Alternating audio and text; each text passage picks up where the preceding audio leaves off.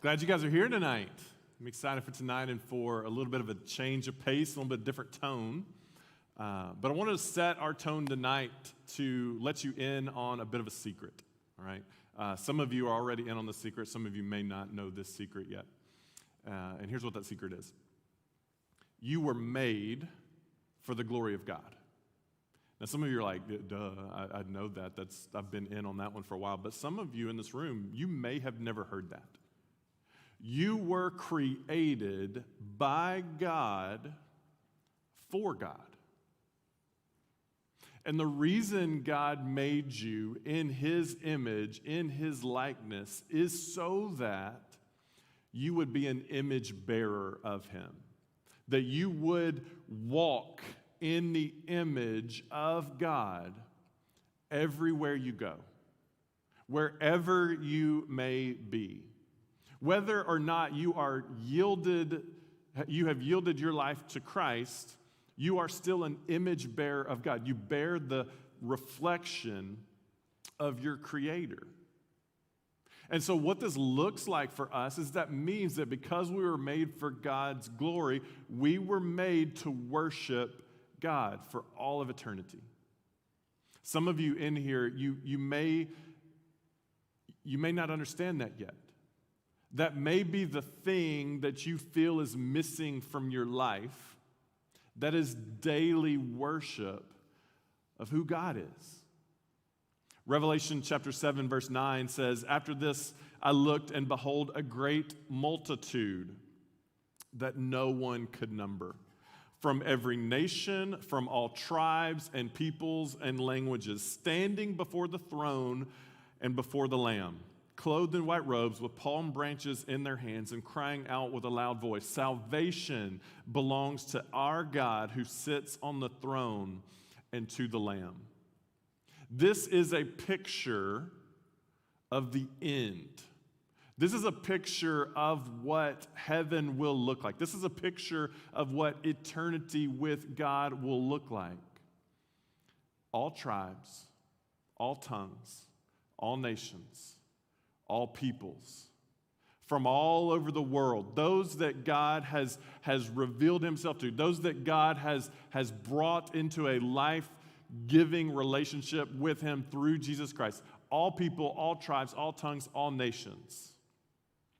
This isn't a Denton thing. This isn't a Texas thing. This isn't an America thing. This is a global thing. God made us to worship Him.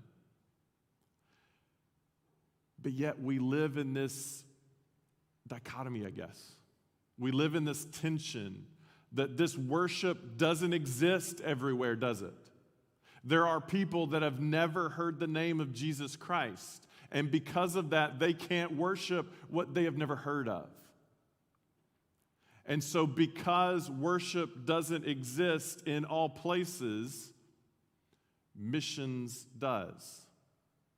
And I love the way, as best I can tell, this is a quote from John Piper, or at least a phrasing that he has used to describe missions. He says, "Missions exists where worship doesn't."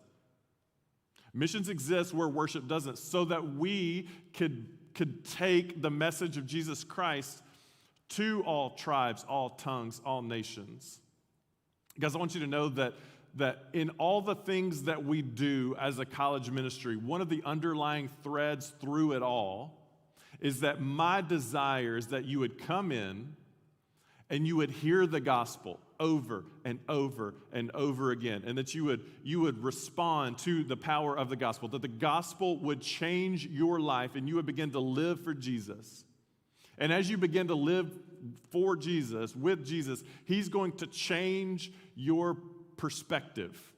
He's going to change your outlook. He's going to change your attitude. And as He does that, it's going to rub off on other people. You're going to begin to live a contagious lifestyle. And my hope is that by the time you graduate, you are contagious with something other than a pandemic, right? You're contagious with the cause of Christ. Because mathematically, very few of you will stay in Denton. Now, you may stay in the Metroplex. You may stay in the state of Texas. But many of you may go all over the world. Who knows where your next chapter of your life will take you? And so my desire is that you leave this ministry, you leave your time here in Denton on fire for Jesus, willing to say yes to wherever God sends you, and that it's not just for a job, but that you see your job as an opportunity to live for the glory of God, to show other people who Jesus is. Some of you may actually leave from here and go into the mission field as a vocation. But every one of you will leave here and go into the mission field somewhere. I need you to understand, everywhere your feet take you, you are on a mission field for Jesus. If you have been saved by him, you have been sent by him. And so today, my desire is that we just hear that it's not as difficult to say yes to Jesus as we might think it is. That you can leverage your life for the glory of God in a number of ways. We do, like I said a minute ago, we have had people leave this ministry and go into career mission fields.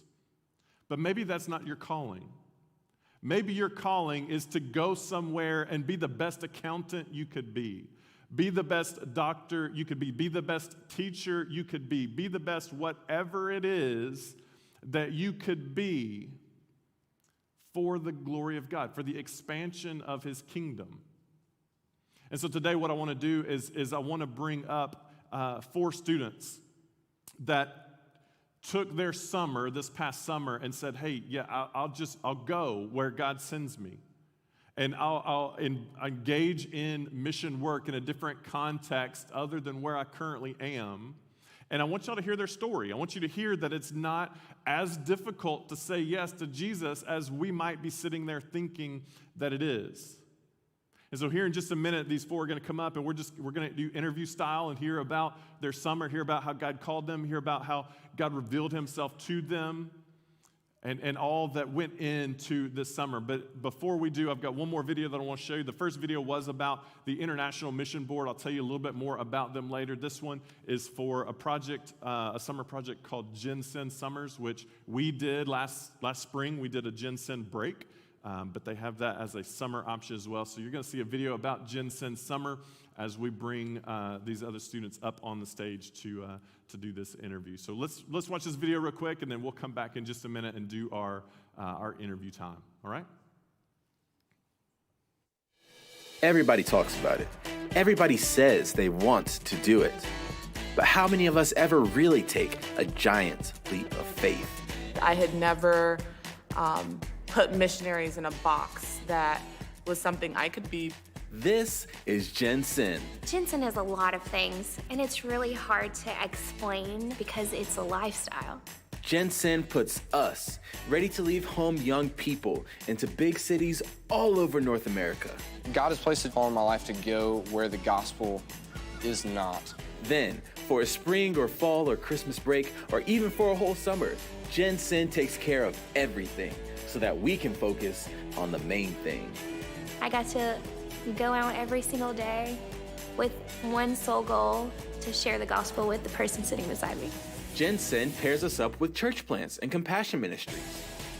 You're actually seeing the people around you. And as we really see the world, we learn where and how we can live the rest of our lives as missionaries.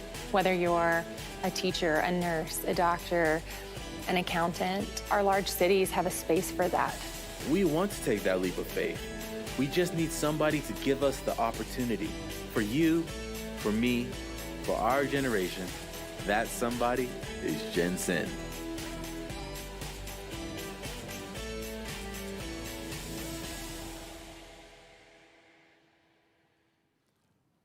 All right, so we're going to spend the next few minutes just kind of walking through interview style with these friends, and I'm going to let them introduce themselves. So starting actually over here with Ethan, let's do a quick, tell us your name and where you go to school and kind of what classification you would be. All right. Hi, guys. My name is Ethan Schiefelbein. I go to UNT. I am a sophomore, junior, hybrid, somewhere in there. All right. My name is Bailey Knoll. I go to T-Dub, and I'm a junior. All right, over here. My name is Christian Freeman, and I'm a sophomore at UNT. My name is Bryce, and I go to NCTC. Yeah, Lions. And I'm a sophomore. All right, all right. So let's now work back this way. Tell us where you spent your summer and with what organization. Okay, I went with Jensen, and I went to Los Angeles, California. Awesome. I went to Houston, and I served with Mission Centers of Houston. I also served with Jensen in New York City. I served with one of the SBC's largest sending companies in Central Asia. All right. So we have one in the state of Texas, two in the U.S., and one international. All right. So that's kind of how we have kind of laid out some of this conversation today. And so, all right, let's kind of start back around, and we'll kind of get a little more informal with how we respond here in a little bit. But Ethan, let's start over here with you. Tell us a little bit about your project and a little bit about the team that you were a part of, without getting overly specific. Yeah, sure. So our project was just to reach young adults and college students in the area, and so that's what we did. And so I guess my role was just outreach and making friendships and meeting people, and that's really it. Yeah. Okay, Bailey. So I worked with a church plant in New York City, and so they had recently transitioned, like in January, from a strictly Romanian church, and they were going to a model of they wanted to include all nations, and so we were working with them of trying just to outreach more to their community because they really hadn't opened their church back up until Easter of this year. So just lots of trying to get back out to people, let them know that the church is still there and open and is open to all people of all nations. So. Awesome. Like I said, I served with Mission Centers of Houston, and that is a nonprofit organization in Houston. And they serve the physical and spiritual needs of the inner city. So whether that be homeless ministry, children's ministry, a lot of everything that you could possibly think of, food pantry, young adults, all those things, we served in those areas. And my role was over all of the kids programs, and I worked alongside with two other people in that program. All right. That's awesome. All right, Bryce, I'm gonna stop you for a minute because funny story with how Bryce ended up with Jensen, and I don't know, maybe you're gonna tell this story later, but so I'm a part of a large group email from a guy that some of you met at Collegiate Week or have met in other places named Steve Turner. And so we're like, I think we had literally just gotten back from New Orleans doing a Jensen break, and Steve sends out this email like the very next day and said, hey, I'm looking for like 2 guys to go serve in LA. And Bryce was like, okay, I'll go. And so like very late in the game, Bryce ends up like really like a couple weeks later on a plane headed to Los Angeles to go serve with Jensen. So very quick turnaround. But yeah, so tell us a little bit about that team and your role on that team.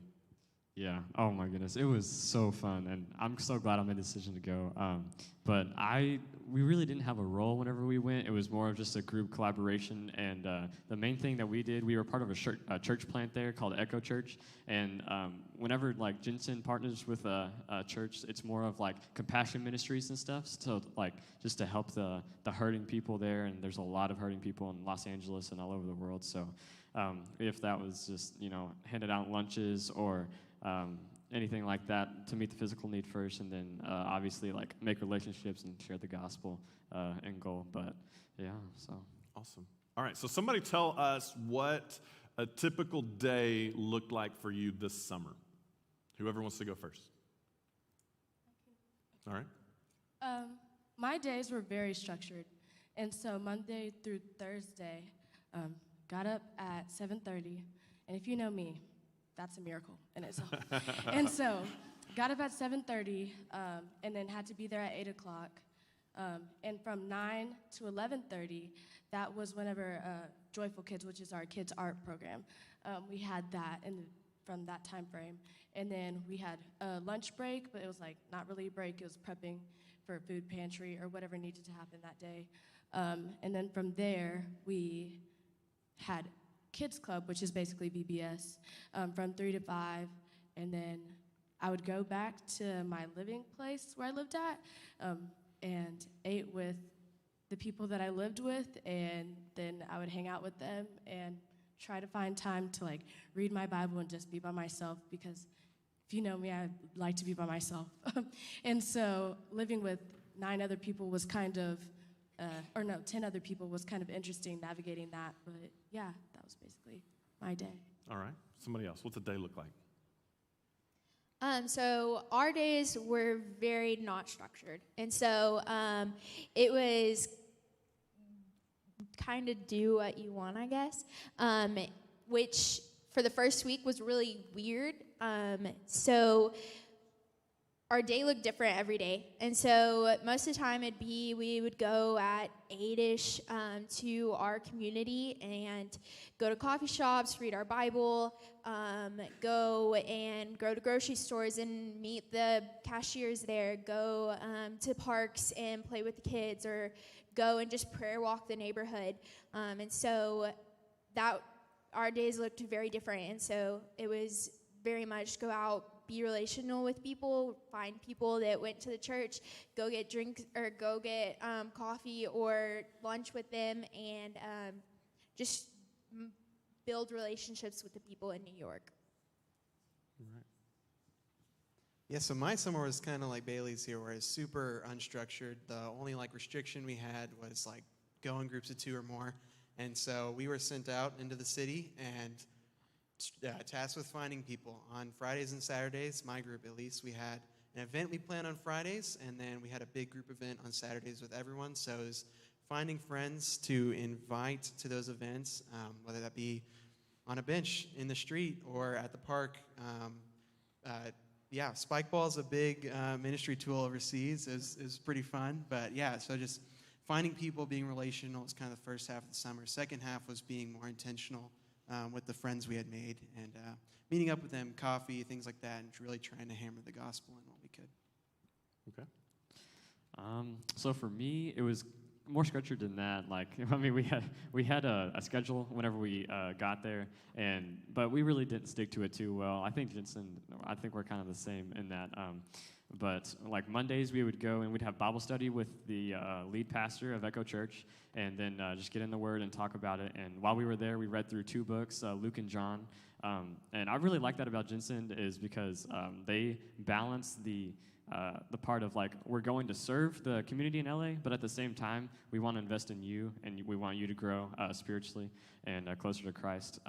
And then so Tuesdays, we helped out at Echo Church. That was Echo Church Day. Usually, like I said, sometimes we just listen to our team lead and go wherever. We had a van. We only had 11 people on my team. I don't know how many people you had on your team, but so we had one entire van that we could haul our team around in. So it was very flexible. We went wherever. And then Wednesdays, we went and partnered with nonprofits in the area and just did hurting ministry help. And then we always had one free day out of the entire week. Usually it was Saturdays because we were there for 7 total weeks. That was about it. All right. So it sounds like a big theme for all of you, and really how a lot of mission organizations use college students is go find people, invest in relationships. It's to some extent, as I was sitting here listening to it, it sounds almost like your freshman year all over again. It's like, hey, here we go. We're going to dump you in a new place. Go find people, hang out with them, meet them, get to know them, hang out, do fun things, but with the purpose of spiritual conversations and with, connecting them to a church.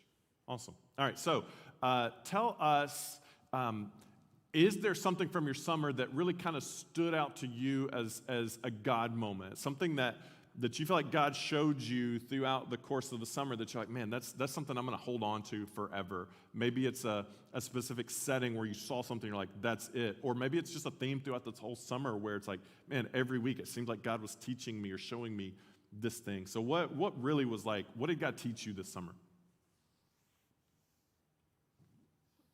Okay, I can go.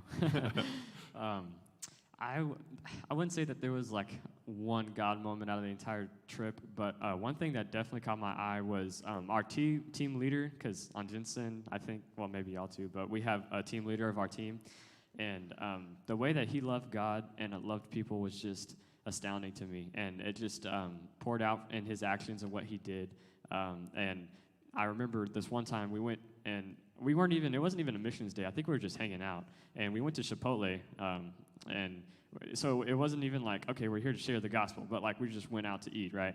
And we went outside because we couldn't sit inside because of COVID, because California, they're kind of like that.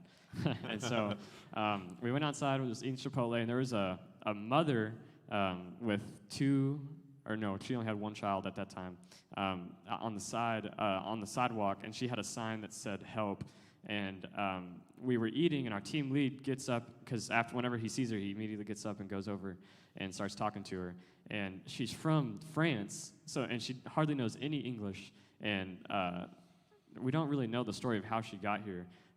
But her littlest daughter was in the hospital getting kidney surgery, and she didn't have any money. She was about to be kicked out of her hotel room because there's like an agreement you can stay in a hotel for a certain amount of time if you come to this country. It was confusing, but it was just awesome to see the love that we got to show her during that time. We got to just financially bless her, go buy stuff at Walmart for her kids and just for her for food. That she had no supplies or anything. She was eating out a lot. It was very unhealthy. And also, I had no idea, but the daughter, so she was having her kidney replaced, and I only have one kidney. And so whenever she saw me and saw my scar, because she can't understand us, but she saw my scar, and she was like, wow, like, you're okay. And because I guess she didn't know that you could live with one kidney, or she did, but it was scary. And so just me being there was kind of crazy, because it was like, wow, she was just like crying whenever she saw my scar, and it was just awesome to see us and our team lead just love on her in that way, show God's love through that way. So awesome. Who's next? Awesome. So I was in a Muslim context this summer, and so I would see people in mosques and things like that praying on all knees on their prayer rugs and things like that. And so something God taught me this summer, like in the midst of all these people praying to a God who's not listening, was that our God like listens to prayers and answers prayers actively. Central Asia's kind of tagline, one of their big taglines is that prayer is the work. For M-Work, prayer is the work. That if you're not laying a foundation of prayer for everything you do, it'll fail on our own hands. And so something that we got to pray for specifically while we were there was, at the time, the church we were helping had only male believers. And so they're teaching these new believers, these guys who just left Islam or whatever, that, you need to be equally yoked and you cannot get married until you find a Christian woman. Well, there's no Christian women. And so these guys were looking at maybe a lifelong singleness. And that's scary and that's hard. And so something we got to do as a group was pray for them and just really bear our hearts for there's girls and guys all out through Overflow in America that are able to be found where these guys literally could not get married. And while we were there, not from our group or anything like that, but there was a lady who had been sharing with this one girl, and she came to know the Lord this summer. And so their first female believer was in that church. And so that was really cool. We got to see prayer actively answered this summer. And millions of other prayers were answered this summer. But yeah, that God kind of reinforced my prayer life this summer, that prayer is important and it works and it does things. I think for me, it was also the importance of prayer. So months before I left, I was just praying for open hearts and open minds, because the stereotype of New York is like, oh, no one's going to talk to you. So I was fearful of that. And so I just prayed for open hearts to receive the gospel, to receive just wanting to have a conversation with me. And that was just it was crazy because we would just see someone on the street and just say hi, and it would just turn into this hour-long conversation with them. Or we would go, I got to build a relationship with a waiter at a restaurant. And so the first time I went into the restaurant, just sat down, was like, hey, how's your day? And just heard his crazy story of how he wound up in New York, and then went back to the restaurant, and he opened up more of struggles he was having. And so just the openness that people would have there was really cool. And then we had a park outreach one night, and so hours before the park outreach, I just went and sat on a bench at the park and just prayed, and just walked around and just prayed for it to be fruitful and for the Lord to just be at work in this park, because there's kids there, but there's also someone on the side, doing drugs. And so it was just a very dark spot in that park. And so it was just really cool to see kids come up and get snow cones. And the kids that came up, I had played volleyball with the day before. And so they were able to then build a relationship with other people on our team and others, kids in our youth group, and parents were able to meet people in our church. So it's just a really cool thing of just seeing God work through just prayer. So Awesome. I would also say the power of prayer was something that really stuck out to me the whole entire mission trip. And so every morning we would get out of our van and go into the office. And the gym is where we had all of our events. And so before we went into the gym, we would pray in the office. And we would be dead tired and just so done, but no, we have to get ready for the day and do what God has for us. And so she would ask, our center director would ask, what do we need prayer for? And we would all be like, energy. And it was every single person would say energy. And so we would sit there and we would pray for energy. And one thing that she always said was that God's mercies are new every morning. And so use the energy that he gives you for today, and pray for new energy tomorrow, and he'll provide that. And so as we would walk through the gym doors into the gym, it's immediately God would provide energy for us to do his will. And so that was really just powerful. And also just praying for food for the food pantry, or just for people to walk through the door, because there's a lot of things that aren't guaranteed when you're on missions. And so just praying that God will provide, and we time after time saw him provide. And so that was really cool to see. Awesome.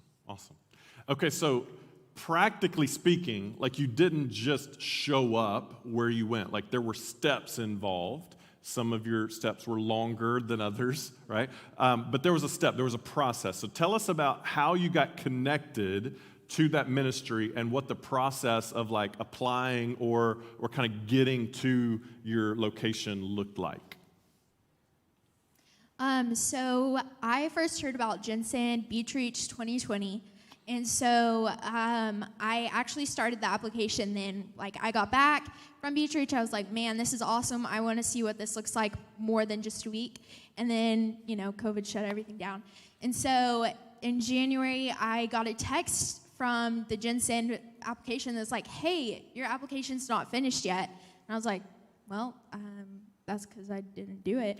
And so I just kind of went back, prayed about it a few times, and slowly started filling it out. And so it was just, tell me about your testimony. Why do you want to do this? What do you believe, kind of thing. Getting a pastor reference and a friend reference. Just a video of this is who I am. This is where I go to school. And then doing the actual interview of where I would want to go. And so I got an interview with the Jensen city coach in New York, and right then they're like, all right, fly up here May 31st. So yeah. All right. So my process started with Hunter, our intern, one of our interns here, calling me in December and basically saying hey, think about doing some sort of overseas work this summer. And oftentimes in my life, it seems that the Holy Spirit seems to ride Hunter's words into me. And so right at that moment, I was like, all right, Lord, if this is what you want from me, I'm going to pray about it. And so I spent about a week praying over the list of opportunities to go. And it's like, if this is what you want from me, like, help me decide. And so God gave me wisdom, and I picked Central Asia because it was the longest I could go for the least amount of money. And so I was like, bam, sounds like a good deal. And so same thing like with Bailey, I filled out the application, got all my references from everyone that I need to get references for. And then they said, all right, make sure you have your passport and all your flights and everything, and we'll see you this summer. Fun fact, I didn't get my passport. I had to go train in North Carolina for a week before I left. I didn't get my passport until the day before I left to fly overseas. So it came to Texas. My mom had to then ship it up to North Carolina, and it arrived the day before. So just another answered prayer to add onto the list of answered prayers from the summer. But yeah. For sure. Yeah, just to add off of that, Hunter definitely planted seeds. Because, I think he talked to me, you, and James at Zara one day, and we were just talking about missions. And, man, that guy's awesome. He's amazing. His passion for the Lord is just crazy. But he definitely planted seeds, and even though it was a spontaneous thing that I went on mission this summer, it was a seed planted in December. So it was... I wanted to go, like, ever since December on a mission trip longer than just a week. I was not near as organized as these people, obviously. Didn't really pick something, couldn't really decide, more like lazy. But, and then I went to New Orleans. I was like, well, I guess I'll just do another 1 week mission trip. And then, God was like, psych. And then Jared sent that out, and I was like, man, there it is. So I signed up, and it was so quick. I mean, obviously, I signed up like 2 months after the deadline or something. I don't know when it was. Yeah. And so filled out the application, and it wasn't bad. And then I had an interview over the telephone for like 10 minutes, which they usually do like a WebEx, but in my case, it was just a phone call. And then a couple of weeks later, I was on a plane. Yeah. So. It was a quick turnaround. And I think I remember, I may be misremembering this a little bit, but I feel like that email came in, and I was telling the staff about it, and Hunter might have been like, oh, yeah, Bryce is going to go do that. And it's like, text Bryce, oh, yeah, Bryce is going to go. So that was a real quick process. All right, so how'd you get connected, Christian? I actually served, I'm from Houston, and so I actually served, okay. I like y'all, okay. And I served at Mission Centers of Houston with my home church in high school, so my junior year of high school. And so I knew I felt called to Mission Centers of Houston. I just didn't know when I was going to go back. And so I actually talked to Jared, and I was wanting to go to Boston because I'd also done missions in Boston. And so we talked about that, and I got on FaceTime to talk to the person about going to Boston, and every single word that she said, I was like, oh, Houston has that. Oh, that's Houston. And it was like constantly, like the Lord was like putting Houston on my heart. And so I went to the Mission Centers of Houston website, and I clicked on the part that said missions, and I filled out the paperwork, and they called me, and they said, we remember you, and we'd love for you to come back. And I was like, yay. And that's awesome. I went. Wonderful. All right, so very few missions positions, unless you're doing like the journeyman program or career, they pay you to go. So you paid to go do missions. So not necessarily like how much did you pay, but generally speaking, a mission trip has a fundraising element to it. How did that work for you? And tell us a little bit about your fundraising process. My situation was kind of different this year. So I have fundraised in the past for missions, and I usually do like t-shirts or donations, whatever. But this year, with Mission Centers, because I went through their website directly, there was actually no price that we had to pay in order to go on missions with them, which was such a blessing, and I felt was also like just a prayer that God answered in the moment. But if we wanted to buy things while we were there, and we took like weekly grocery trips or whatever, and so if we wanted to get extra stuff, there was money that I had to use, but my family was like, okay, we'll give you like $10 or something a week for you to go grab whatever you want from the store, because they did provide our meals, and so. Okay. Yeah. Correct me if I'm wrong, but I think Jensen was a little bit cheaper than IMB. But saying that, Yes. like, if you're thinking about going on a mission trip, money cannot be the thing to not let you go. So no excuses. But yeah, Jensen, the funding was so easy. I mean, my home church is in Sanger, or it's my home church now, but the church I used to go to is in Sanger, and they were ecstatic to help like fund me and send me to go on mission. Because you may not think about it a lot, but they might not be able to go. Like, they have full-time jobs, they're held down, they have a lot of stuff going on. But they're able to send you financially. And it's not only a blessing to us, but maybe even more so a blessing for them to be able to send us to go on mission. And so whenever I told my church in Sanger that I was going, they were so ecstatic and just provided basically everything I needed to go. It was kind of unorthodox the way that it happened because it was so late, but everything was paid for and money was not a problem. So please don't let that be a thing to hold you back from going on mission. All right. How about y'all? So I had to raise a decent chunk of change to go overseas. So I'm from the same church as Bryce back in Sanger before we came here. And again, like, they were super generous with what they gave. And again, echoing Bryce, do not let money be an option, like a hindrance to your trip. I had 2 weeks left until I left for my trip, and I raised the last $2,000 within that week. So if the Lord's calling you to go, He will provide. Like, again, passport came the day before I left, so He will provide. Don't let money be a problem. For me, I kind of started with Adopt a Box, the fundraiser, because I was like, I don't know what else to do. And so started with that, and then again, I think it was like a week before I left, I still had quite a bit to pay, and so senior adults in this church actually fully funded the rest of it, and so it was definitely like them blessing me, and it was just super cool to see that, and just like generous friends back in Lubbock helping me, and so it was just really cool.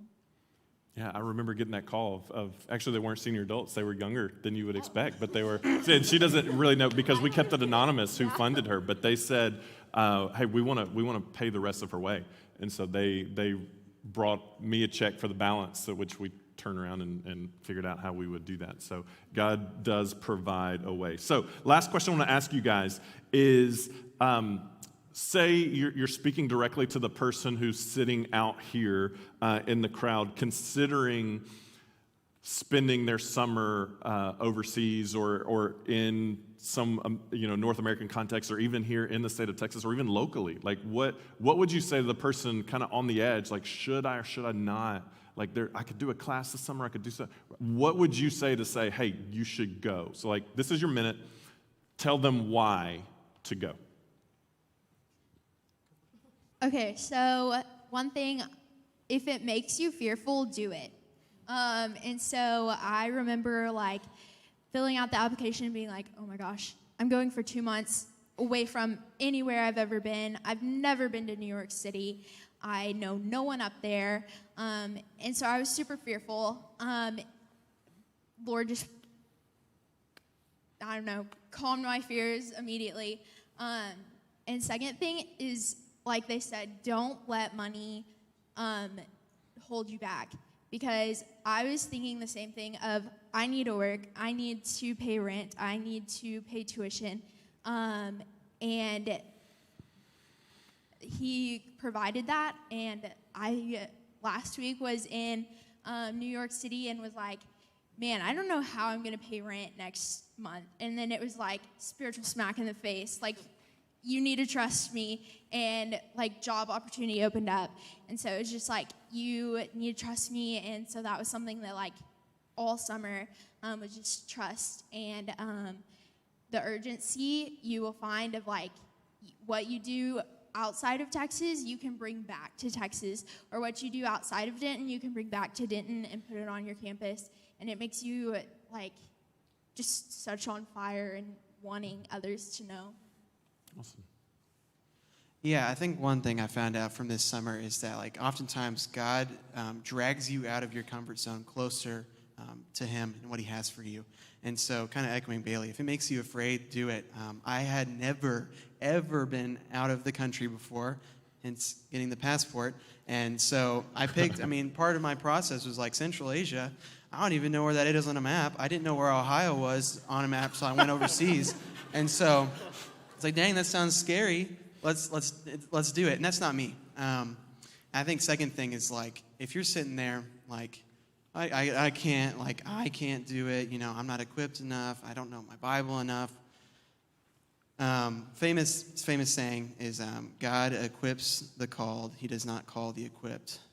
And so don't be worried if you can't do it, because I'm big dummy. Like, I could not do it by myself. And oftentimes I failed this summer trying to do it by myself. And so just remember that wherever you're at, if God's calling you to go, he will provide everything, your words, everything for you. And he'll equip you this summer. It's so worth it. So worth it. Just as much as you'll be pouring out on other people, you'll be getting poured into. It'll be a good time for your spiritual growth. Yeah. The Bible says go and make disciples of all nations. And so knowing that if people do not hear, how will they respond to the gospel and to what God has for them, and salvation and Jesus dying on the cross, all those good things. And so Jesus can, God uses dreams. He uses a lot of things. He could do whatever he wants to do. He's God. But he also enjoys using us to spread his word. And so I think that he's calling everybody to go, whether that be in Denton, because I went to Houston, so it was like 20 minutes from my house at home. So it doesn't have to be far, because he says, go to Jerusalem, Judea, Samaria, ends of the earth, right? And so that's from as close as you can get to yourself to as far as you can get away from yourself. And so, yeah. Okay. So for me, I want everybody to go so badly. It grew all of us. I know we can all say that so much, even though it was a scary step to take. And, it's definitely, I think most of us are introverts up here, if not all of us, including Jared. But we're just, in the culture that we live in today, we live in a comfortable culture. We like the routine, the same old, coming in, sitting in the same pew, same area, everything. And that is not how the Bible calls us to live. So take that step of faith, and God's going to honor what you put on the table. Put your yes on the table, and it says, seek and you will find, ask and you will receive, knock and it will be open to you, and that's a promise. So God always holds his promises, and so put your yes on the table. Go, and God is going to grow you like you can never imagine in many ways that you didn't think were possible. Awesome. Well, hey, tell you what, let's give them a round of applause. Thank them for their being up here with us tonight. I don't know if y'all saw this, but right before we got up here, I sent a text saying, hey, y'all hang out with me until I pray. But actually, I think that might be awkward for y'all to sit up here while I do that. So I had to tell you what, why don't y'all head on down that way, and then I'm gonna wrap things up. And just say, guys, my heartbeat behind this tonight was not necessarily to say, or for you to hear an exact statement that they were going to make and for you to be just shaken to your core. My goal, my heart behind having them up here is to celebrate that they said yes. To celebrate their obedience, to say, like Bryce was just saying, you say yes. Put your yes on the table. And actually, our former president of the SBC would say it this way. He would say, put your yes on the table and let God put it on the map. And so if we live with an open hand, God is going to do something with it. And so my challenge for you tonight is to begin thinking now about how you can spend your summer, or maybe next semester or next fall semester, strategically. And that's all I'm going to ask. How could you use your summer, your semester, strategically for the glory of God? For some of you, that means you stay here in Denton. Guys, there are so many people to reach on our campuses. Be strategic. There are places in our city, there are places in our state where you can go. Be strategic. There are places in the country, there are places around the world. Guys, I want to tell you a few opportunities, and there may or may not be a QR code up on the screen behind me here in a minute. But I went and found a couple of partner organizations that our church partners with pretty closely. All right, the first one of those is the International Mission Board. The second one of those is the North American Mission Board. And the third is kind of this collaboration of our convention in the state of Texas called Go Now Missions. So actually, if you navigate over to our Instagram and look in our bio, you'll see a link tree, and on that link tree, you can click that, and you will see IMB opportunities, North American Mission Board opportunities, and Go Now Missions opportunities. And in those links, there are literally hundreds of opportunities for you to consider. It may be summer, it may be a semester, it may be a week-long thing. You know, even at the church, I'm going to read you a list here in a little bit of some of the 1 week or kind of 10, 14-day opportunities that we will have as a church where we send people, could be to a number of places. I'll tell you about some of those opportunities. For those that need to stay in Denton, and that's your strategic summer, is to stay in Denton and maybe do a 1-week trip or a 2-week trip. Because I'm just going to simply ask you, click the link, hit the QR code, and just look. Pray about what those opportunities are. I'm asking you now in October so that you've got time to pray about it. How can I leverage my opportunity for the glory of God? Guys, you are, where you are between 18 and 25 years old, most of you, you are the most available. You are the most sendable, but you are also, if not the most, I would say the most strategic group to send, because you have so much to offer. And you are the age range that most people are trying to target. Like, hey, we're losing a generation of followers of Jesus because there aren't enough of them. There aren't enough believers to share with other people their age. And so, guys, I can't tell you the number of conversations I have. I sat at Collegiate Week and talked with a missionary, the leader of the European Affinity, and talked to him for over an hour about opportunities. He's like, man, I need students to go to Poland. I need students to go to Germany. I need students to go to France. I got opportunities in England. I got opportunities in the Swiss Alps. I've got opportunities in Italy. I talked to somebody else who said, I've got opportunities all over the place in North Africa, in the Middle East. People are begging for you to go to Southeast Asia, to South Asia. There are people begging for you to go into some of our strategic inner cities here in the United States with a project like Jensen, going into New York City, going into Salt Lake City, Utah, going into Denver, into New Orleans, into a number of places. And guys, there's places all around the state of Texas that are like, hey, we need some people to talk about Jesus. And so I just simply want to ask you, like, what would it look like for you to spend your summer strategically? Sometimes I get asked, why do you choose the mission organizations that you do? And I want to real quickly give you why. Here's why. Here's why I prop up the International Mission Board, the North American Mission Board, and Go Now Missions. Because these are partners that we already have. So in our convention, I don't know if you know this, but we are a Southern Baptist church, all right? Comes with some positives, comes with some negatives at times, all right? But we partner well with other churches in a thing called the cooperative program. Our church gives 200, approximately, it depends a percentage, so it depends on what the budget is, but typically our church gives $275,000 a year to the cooperative program. So the cooperative program receives that money. Nearly 3/4 of it goes straight to the International Mission Board and the North American Mission Board. 25-ish%, a little bit less, goes to our 6 seminaries where we train pastors, missionaries, teachers, leaders. There's an entity in Washington, D.C., the Ethics and Religious Liberties Commission. Some of the funding goes to cover that, and some of it stays at the executive committee and kind of funds some of the basic operating expenses of like the head offices. But nearly 3/4 of all the money that the convention raises for the cooperative program goes straight to the International Mission Board and the North American Mission Board. So the bottom line is we're already funding it. We're already funding partnerships through the International Mission Board and through the North American Mission Board. And so those opportunities do tend to be a little less expensive. Sometimes there are other mission organizations, and I don't want to say that they're not valid in any way, shape, or form. But sometimes they can be a little more expensive because we're not already funding that. And so our church has a partnership with these entities. It's why typically they're the first ones that I will present to you and say, hey, well, I'd love for you to connect with the International Mission Board or the North American Mission Board or Go Now Missions, which is kind of a combination of the two. They look at opportunities internationally and locally put those opportunities out there. If neither of these three organizations kind of strikes a chord with you guys, there are a number of mission organizations that you can partner with. Let me tell you, I get an email pretty regularly from Cafe 1040 saying, hey, let us in. We want to come. We want to talk to your students. And we're going to have them come in sometime this fall and say, hey, talk to our students about opportunities to go and to serve. And so, guys, that's the point of tonight.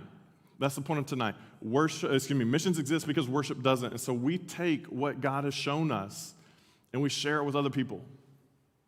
And if not you, then who? And so take what God has blessed you with. Take what God has shown you, what God has revealed to you by the Spirit of God, and show that to others. That's what missions is. Showing other people what it looks like to worship Jesus, to walk in a relationship with Jesus. So how can you spend your summer, your semester, strategically for the glory of God? Let me pray for us, and then Maddie's going to come up with some announcements. Father, we thank you for tonight. We thank you for the chance just to sit and hear how good and how faithful of a God you are. Father, I pray, God, I pray that you tug at our hearts. God, that you show us that you desire for us to go. You desire for us to live strategically. And strategically can mean any number of things. It could mean you send us into an African savanna somewhere. Or it could mean you send us to Kerr Hall. I mean, it's everywhere.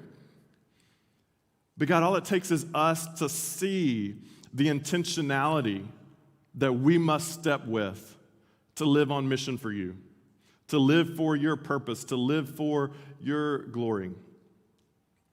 God, help us to walk as your people. In Jesus' name we pray. Amen. Hey, y'all, welcome Maddie up here. Hey, guys. Hey, I tell you what, I said I was going to do this, and I didn't do it. So let me do this real quick, okay? No, stay up here. So I told you I would tell you what our first Denton mission opportunities are, and then I totally just didn't. So in January, and this one's kind of a tricky one, but in January, Doug's looking for a small handful of people to go to Nepal. And so that may be an invite-only thing, because it's going to be a real small group of people. In April 24th through the 21st through the 24th, there's a small group of ladies that go to Huntsville. Miss Jamie, do you still lead that? All right, Miss Jamie still leads that. If you would like to go and do some women's ministry in Huntsville, Texas, that is April 21st through the 24th. We have a group going to Belize in May. Belize is a country south of Mexico. It's in Central America, all right? It's not like somewhere else in Texas. There's a group going in July to Alaska. There's a group going in July for 2 weeks to Kenya. There's another group going for a basketball-specific mission opportunity back up to Alaska. There's a group, that's in July. A couple that we don't have a date for, but they're later summer or beginning in